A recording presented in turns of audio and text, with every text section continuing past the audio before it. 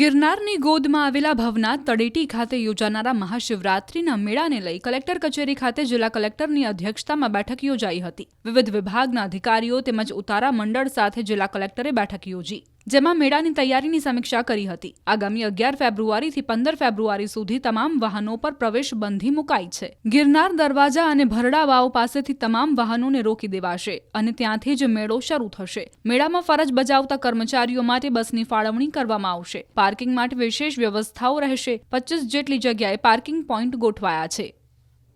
કુલ ઉતારા છે 235, એમાંથી 186 જેટલા રેવન્યુમાં છે અને બાકીના છે એ ફોરેસ્ટમાં છે। ઉતારાની વ્યવસ્થા તો જેની પાસે આગળથી જ, જેમ ખોડિયાર રાસ મંડળ પાસે પોતાની જગ્યા છે, મેર સમાજ પાસે પોતાની જગ્યા છે, ખીરસરા પાસે પોતાની જગ્યા છે, એવા ઉતારાઓની રેવન્યુમાં પોતાના બિલ્ડિંગ સાથેની જગ્યાઓ છે, ત્યાં અગવડો નથી।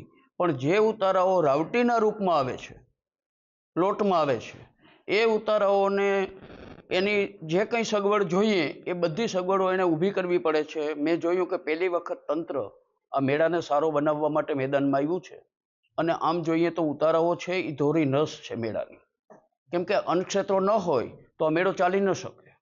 અન્નક્ષેત્રો જ બધા શોધાર્થીઓની, યાત્રાળુઓની જરૂરિયાતો પૂરી પાડે છે ને એ જરૂરિયાતો પૂરી પાડવા માટે અમારા જે સૂચન હતા એમાં મોટે ભાગે એમનું કહેવાનું હતું કે તમારા જે સૂચનો છે એમાં ધ્યાને લેશું અને તમને અગવડતા ન પડે એનું વહીવટી તંત્ર ધ્યાન રાખે। તો દર વર્ષે આપણો ભવનાથ મેળો જે છે ભવનાથ વિસ્તાર પૂરતો સીમિત રહેતો હતો, એનો વિસ્તાર હવે આપણે વધારી અને જે ગિરનાર દરવાજા છે, ભરડાવાવ દરવાજા છે, ત્યાંથી જ આખો એક મેળાનો માહોલ શરૂ થાય એના માટેનું જરૂરી સુશોભન કરીએ, સેલ્ફી પોઈન્ટ મૂકીએ, જે દરવાજા વચ્ચે છે એનું શણગાર થાય, લાઇટિંગ થાય, એટલે એક અલગ જ માહોલ, ભક્તિમય વાતાવરણ ઊભું થાય એવો પ્રયાસ છે। બીજી વસ્તુ કે જે રવેડી છે એ રવેડીનો રૂટ દર વર્ષે લગભગ આપણે 1.5 કિલોમીટર જેટલો હતો, હવે દર વર્ષે લોકોની સંખ્યા જે છે રવેડી જોવા માટે સતત વધતી જાય છે અને એના અનુસંધાને આપણે નક્કી કર્યું છે કે બીજો 500 મીટર જેટલો એરિયા રવેડી રૂટમાં વધારવામાં આવ્યો છે અને એટલે રવેડીનો જે રૂટ છે એ કુલ 2 કિલોમીટર જેવો થવા જઈ રહ્યો છે।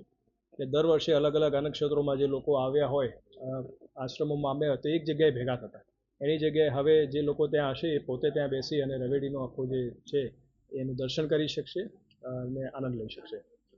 બીજો મુદ્દો અમે એક વિચાર્યો છે કે આ વખતે 25 જેટલા અલગ અલગ પાર્કિંગ આપણે નક્કી કર્યા છે અને એમાં અમે એ પણ નક્કી કર્યું છે કે જો આપણે ગિરનાર દરવાજા, ભરડાવાવ દરવાજાથી લોકો ત્યાંથી ચાલીને જાય તો એક આખું આ સુશોભન છે, લાઇટિંગ છે, ભક્તિમય વાતાવરણ છે, એનો આનંદ લઈ શકે, એના માટેનું પણ અમે આયોજન કર્યું છે। અલગ અલગ પાર્કિંગની જગ્યાઓ કરી છે અને ત્યાં લગભગ 18,000 જેટલા વ્હીકલ આપણે પાર્કિંગ કરાવી શકીશું એ પ્રકારની વ્યવસ્થા કરી છે।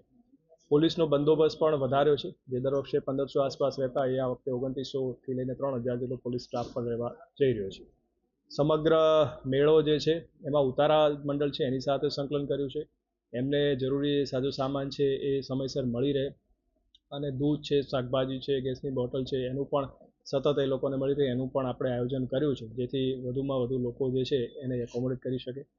સફાઈ માટે પણ ખાસ વિશેષ ધ્યાન અપાયું છે। દર વર્ષ કરતાં આપણે 3 ગણી વ્યવસ્થાઓ આ વખતે એમાં સફાઈમાં ખાસ ધ્યાન આપી રહ્યા છે, જેથી મેળો છે એ સ્વચ્છ મેળો બની રહે અને લોકોને પણ એક સ્વચ્છતાનું વાતાવરણ મળી રહે એવું આપણે એમાં આયોજન કર્યું છે।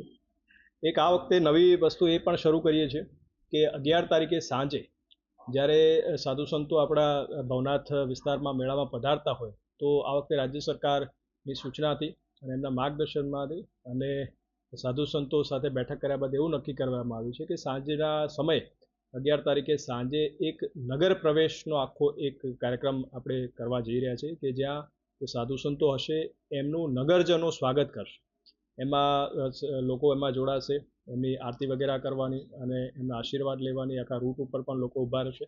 ત્યારબાદ આખી જે નગર પ્રવેશ થયા બાદ સાધુ સંતો સાથે આરતી કરવામાં આવશે ભવનાથ મંદિરમાં અને એક ધર્મસભાનું પણ એ દિવસે આયોજન આપણે કરી રહ્યા છીએ।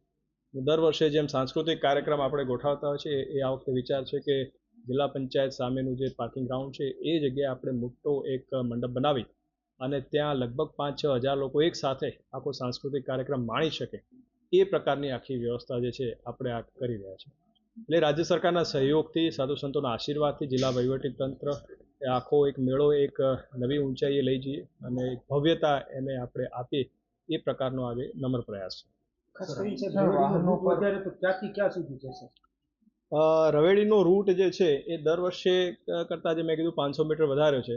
તો જે મેળ સમાજની વાડી છે ત્યાંથી લઈને શ્રીનાથ બાપુનું જે આશ્રમ છે ત્યાંથી આખું જે રિંગ રોડ છે અને પોલીસ ચોકી છે ત્યાં સુધીનો આખો પટ્ટો 500 મીટર વધાર્યો છે અને બાકીનો તો પછી દર વર્ષે જે આપણે હોય છે એ પ્રમાણેનો 1.5 કિલોમીટરનો સાહેબ, એરિયા ખાસ કરીને જે આ ભાવ બાંધણા માટે સક્રિય વ્યવસ્થા દૂધના શાકભાજીના જે કાળા બજાર છે. ને એમાં ડીએસઓની અધ્યક્ષતામાં સમિતિ છે.